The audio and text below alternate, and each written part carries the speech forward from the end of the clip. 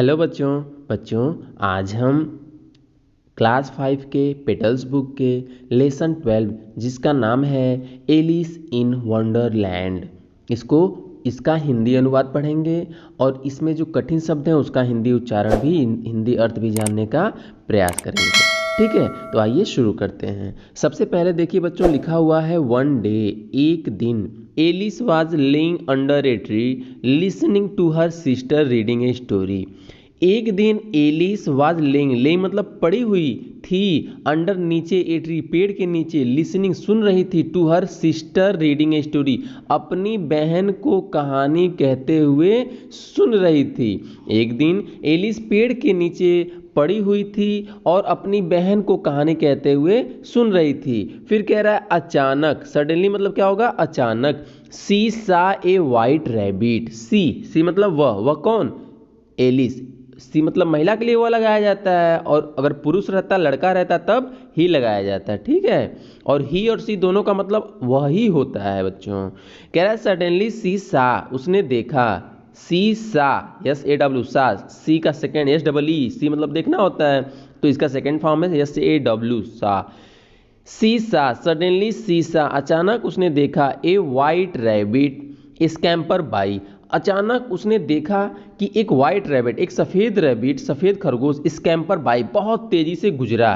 किधर से गुजरा, उसके बगल से। उसने देखा कि एक बहुत ही एक सफ़ेद रैबिट मतलब खरगोश उसके बगल से बहुत तेज़ी से गुजरा। ही had pink eyes. He had pink eyes मतलब किसके पास पिंक आइज थी, जो खरगोश था उसके पास। He had pink eyes, pink मतलब गुलाबी, उसकी गुलाबी आंखें थीं। एंड और was wearing a blue coat, और उसने नीला कोट पहना था। उसकी जो आंखें थी वो गुलाबी थी, और उसने जो कोट पहना था वह नीला पहना था। He took out a big watch from his waistcoat pocket and as he hurried away he said, oh dear I will be too late. कह रहा है ही टूक आउट मतलब निकालना। खरगोश के लिए ही लगाया है, तो खरगोश ने क्या किया, एक बिग वॉच, एक बड़ी घड़ी मतलब विशाल घड़ी, फ्रॉम हिज वेस्ट कोट अपनी सदरी से या अपने कोट से एक विशाल घड़ी, एक बड़ी घड़ी उस खरगोश ने निकाला। As he hurried away he said, और जैसे ही उसने निकाला, तेजी से निकाला और तेजी से बढ़ गया। क्या बढ़ गया, जैसे उसने घड़ी को निकालना और तेज दौड़ने लगा। ही सेड उसने कहा, ओ डियर, ओ प्रिय, I will be too late, मुझे कितनी देर हो गई, मतलब मुझे बहुत देर हो जाएगी या मुझे बहुत देर हो रही है। इसीलिए वो अपनी गति को क्या कर दिया, बढ़ा दिया। फिर आगे कह रहा है सी थाट। सी मतलब कौन सी मतलब जो एलिस थी उसके लिए सी लगाया हुआ है। थाट उसने सोचा, एलिस ने सोचा। There was something very different about this rabbit. There was something different, very different. कह रहा है देयर वॉज समथिंग मतलब जरूर कुछ गड़बड़ है, जरूर कुछ भिन्न है, कुछ अलग है, अबाउट दिस रैबिट इस खरगोश के बारे में। अब स्वाभाविक है, अब आप ही बच्चों जो खरगोश देखिए, खरगोश कोट पहना हो, वो उसकी गुलाबी आंखें हों, और वह सदरी पहन के उसकी जेब में क्या रखा हो, घड़ी रखा हो, और घड़ी देख के कह रहा हो लेट हो रहा है, तो ये आश्चर्यचकित वाली बात है कि नहीं, खरगोश बोल रहा है। तो वही कह रहा है सी थाट उसने सोचा, there was something very different, जरूर कुछ अलग है इस खरगोश में। इट कुड टॉक, यह बोल सकता है। It wore a red waistcoat, इसने लाल सदरी पहना हुआ है। एंड और इट कैरीड ए वॉच, और एक घड़ी लेके चलता है। एलिस वंडर, एलिस को आश्चर्यचकित हुआ।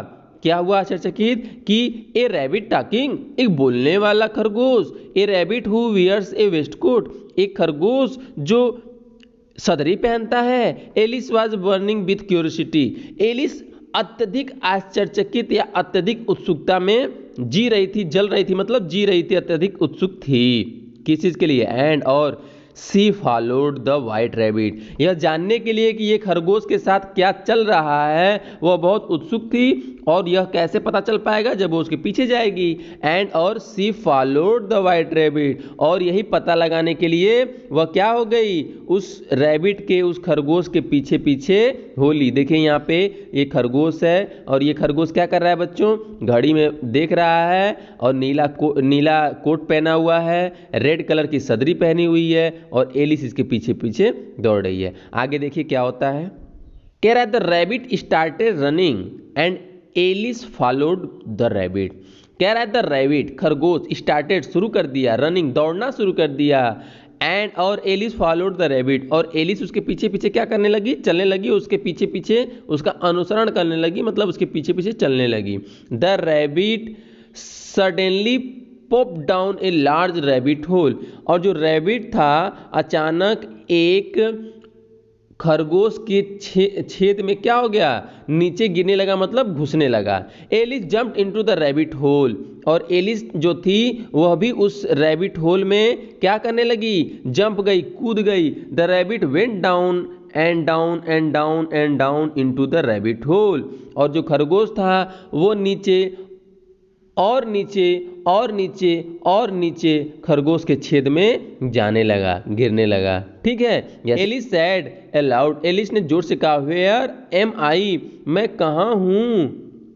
How many miles down I have fallen, मैं कितने मील नीचे गिरी। I must be getting somewhere near the centre of the अर्थ।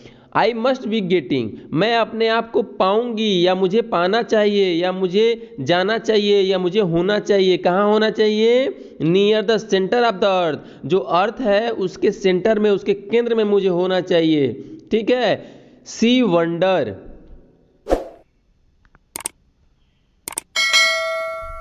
कह रहा है she wonder will I slip through the earth to the other side, उसको आश्चर्य हुआ, will I slip through the earth to other side, क्या मैं फिसलते हुए इस अर्थ के दूसरे तरफ चली जाऊंगी।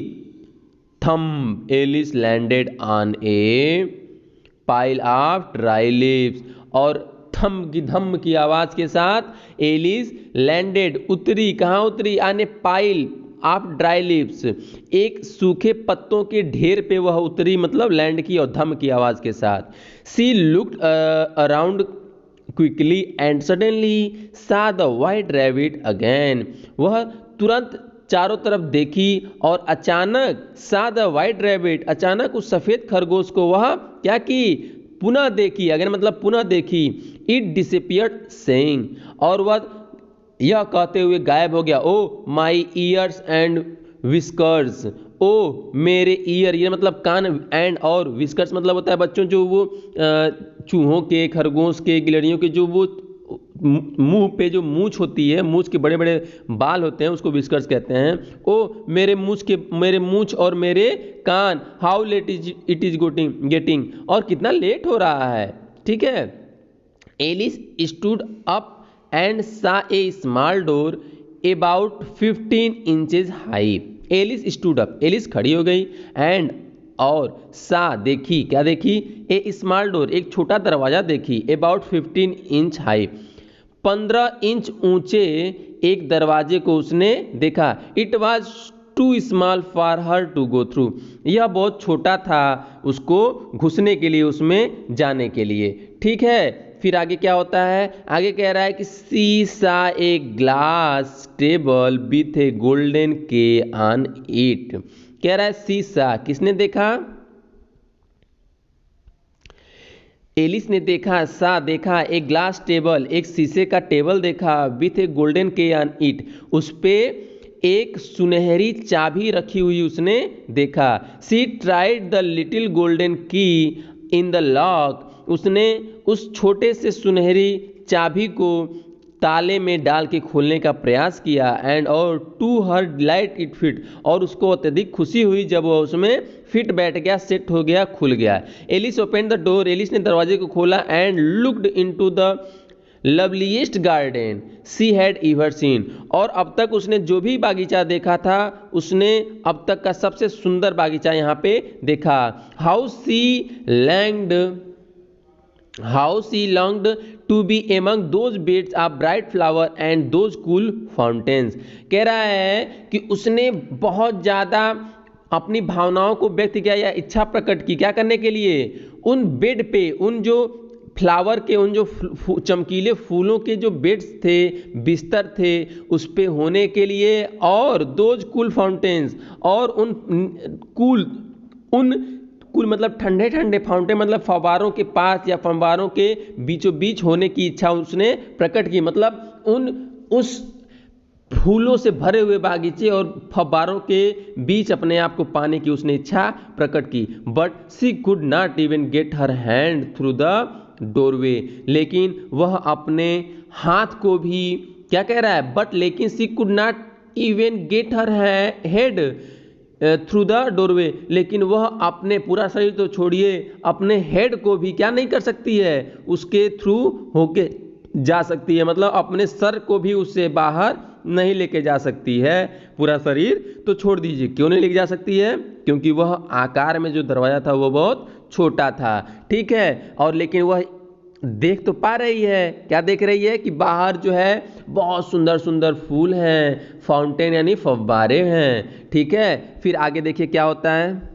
अब देखिए फिगर में, देखिए बच्चों, ये जो दरवाज़ा है जहाँ से उसका बस चेहरा दिख पा रहा है, वहाँ पे देखिए ये दिखा रहा है, और यहाँ पे देखिए फूल, कितने ज़्यादा फूल हैं, यहाँ फव्वारे हैं, ठीक है। तो ये सब देख के कह रही है काश मैं इन सब के बीच में होती। फिर आगे कह रहा, oh how I wish I could become smaller, oh काश मेरी इच्छा पूरी हो जाती और मैं क्या हो जाती, बहुत छोटी हो जाती। सी एक्सक्लेम्ड लाउडली, उसने क्या किया, भावेश में, अपने आवेश में अचानक वह चिल्लाते हुए, दोष देते हुए, काश मैं छोटी हो जाती, उसने चिल्लाया। ये अब कह रहा है adopted from Alice in Wonderland.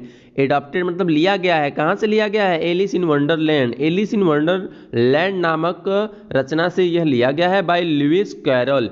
जो लुइस कैरल ने लिखा हुआ है इस रचना को, उससे ये लिया गया है, ठीक है बच्चों। तो बच्चों इस लेसन में हमने एलिस इन वंडरलैंड, जो एलिस एक आश्चर्यचकित देश में, आश्चर्यचकित धरती में पहुंच जाती है, उसके बारे में हमने पढ़ा। मिलते हैं अगले पार्ट में, तब तक के लिए बाय बाय बच्चों।